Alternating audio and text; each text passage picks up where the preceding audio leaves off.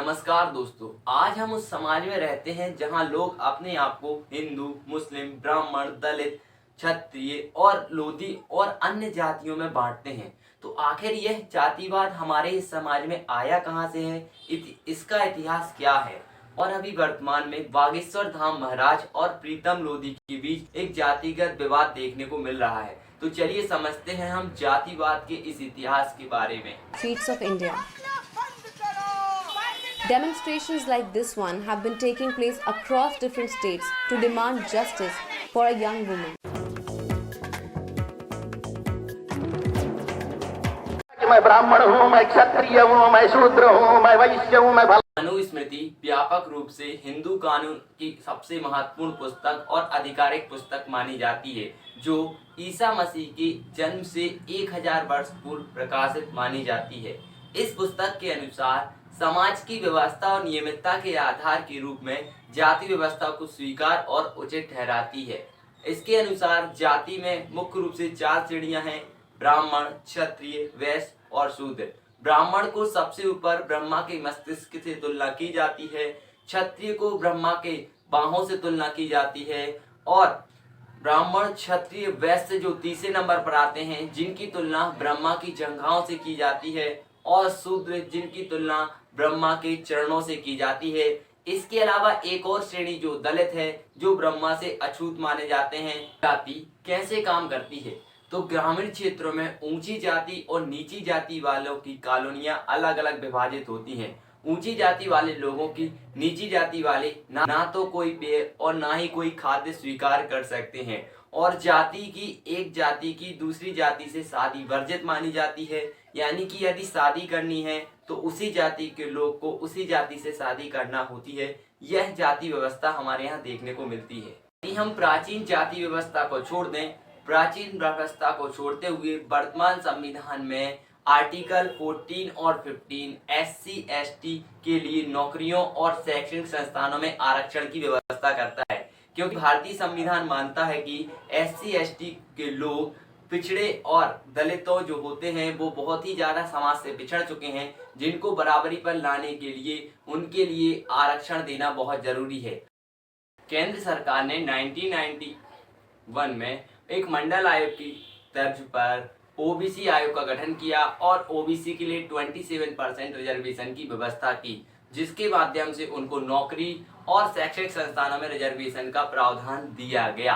तो हाल के वर्षों में 2016 में हरियाणा में जाट और 2015 में गुजरात के पटेल ने भी अपने आप को ओबीसी में शामिल करने की बात कही थी, क्योंकि उनका मानना था कि हम लोग जो हैं, हम लोगों में से कुछ लोग बहुत गरीब स्थिति में जी रहे हैं, जिनको आगे बढ़ने का मौका मिलना चाहिए।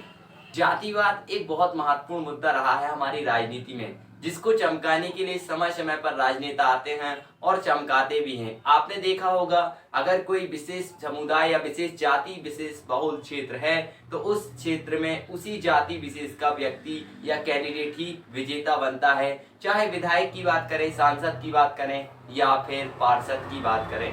जातिवाद अभी तक कब का समाप्त हो गया होता, लेकिन आपको मालूम है कि कुछ नेता ऐसे होते हैं जिनको उसी के माध्यम से अपनी राजनीति चमकाने का मौका मिलता है। जैसे अगर हम बात करें, बहुत सारे ऐसे नेता हैं जो कहते हैं कि हम इस जाति से आते हैं तो हमारा ये विरोध हो रहा है, हमारा दबाव हो रहा है, हमारा ये हो रहा है, हमारा वो हो रहा है, जिसके चलते जातिवाद और ज्यादा फलता फूलता जा रहा है। उस जातिवाद से केवल उस नेता का ही विकास होता है, उसके साथ जो चमचे लगे रहते हैं, जो और समाज उसके साथ लगा रहता है, उसका कोई भी विकास नहीं होता है और वो उस बात से खुश होते हैं कि मेरी जाति का जीत गया, मेरी जाति का वो कैंडिडेट, मेरी जाति का प्रधानमंत्री हो, मेरी जाति का राष्ट्रपति बना दिया गया है। लेकिन उनको यह नहीं मालूम है कि आप भले ही उस जाति के हैं, लेकिन सरकार को आपसे कोई मतलब नहीं है। सरकार ने तो केवल अपने फायदे के लिए उसको बिठाला हुआ है।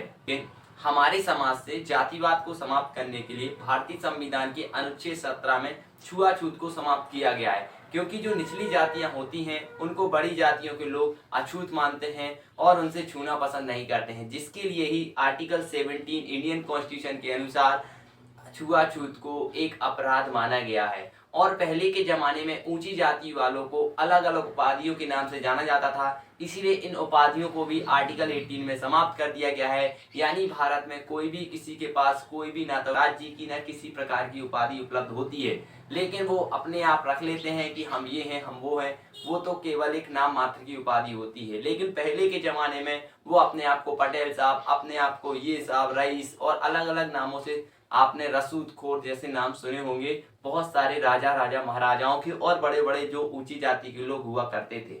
लेकिन ये तो छोड़ दो, ये जातिवाद का इतिहास था। अब बात करेंगे हम जो अभी वर्तमान में बागेश्वर धाम वर्सेस प्रीतम लोधी वाला विवाद चल रहा है। तो आखिर इसमें क्या रहा है मुद्दा, तो देखिए मैंने इसमें देखा, दोनों पक्ष सुने हैं। तो बागेश्वर धाम वाले महाराज जी जो एक व्यासपीठ पर बैठे हुए हैं, उन्हें इस प्रकार की शब्दों का प्रयोग बिल्कुल नहीं करना चाहिए था। कथावाचकों की क्या जरूरत, मूर्ख फटरी के बड़े नकटा, मुझे मिल जा मैं मसल दूंगा तुझे। कि एक व्यासपीठ एक ऐसा मंच होता है जहां से आप लोगों को ज्ञान बांटते हैं, ना कि नफरत फैलाना। और रही बात एक बात की कि उन्होंने ब्राह्मण समुदाय के लिए या ब्राह्मण समाज के लिए कहा था, तो ब्राह्मण समाज को भी हमने बहुत सारी टिप्पणियां पढ़ी हैं।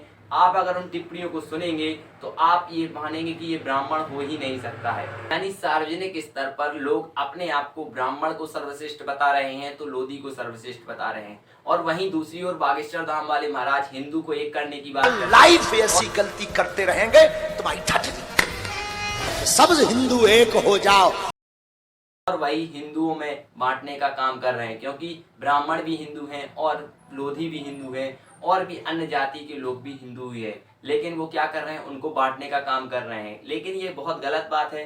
समाज को एकजुट रखने का काम करना चाहिए, ना कि बांटने का। क्योंकि अगर आपने कहा है तो देखिए कितनी ज्यादा अभी जैसे अगर कोई घटना होती है, तो अगर हम बात करें जैसे प्रीतम लोधी के कल एक काफिले पर बम से हमला हुआ, पुलिस जीप पर बम से हमला हुआ, तो उसके लिए कौन जिम्मेदार है। ना तो कोई इतना बड़ा विवाद बनाने की जरूरत थी, एक छोटी सी बात को इतना बतंगड़ा बनाने की जरूरत क्यों पड़ जाती है, हमें ये समझ में नहीं आता है। क्यों इसको लोधी वर्सेस ब्राह्मण कर दिया गया है, क्यों इसको इतना जातिवाद खेला जा रहा है। इसके लिए स्वयं सारे नेता राजनेता जिम्मेदार हैं, चाहे वो बागेश्वर धाम वाले महाराज हो वो भी स्वयं जिम्मेदार हैं, और चाहे प्रीतम लोधी हैं वो भी जिम्मेदार हैं। क्यों?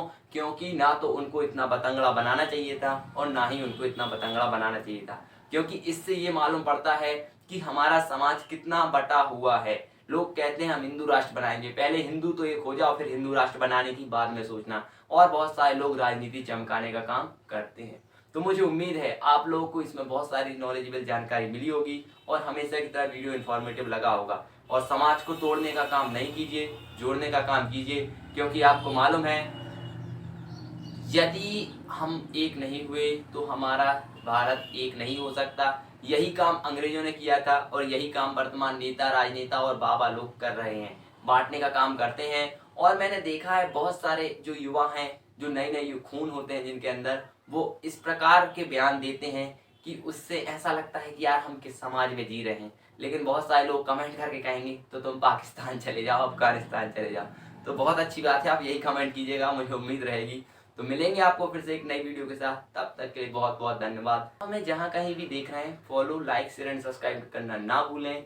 और हमेशा एक तरह वीडियो आपको इन्फॉर्मेटिव लगा होगा। जय हिंद, राम राम, दुआ सलाम।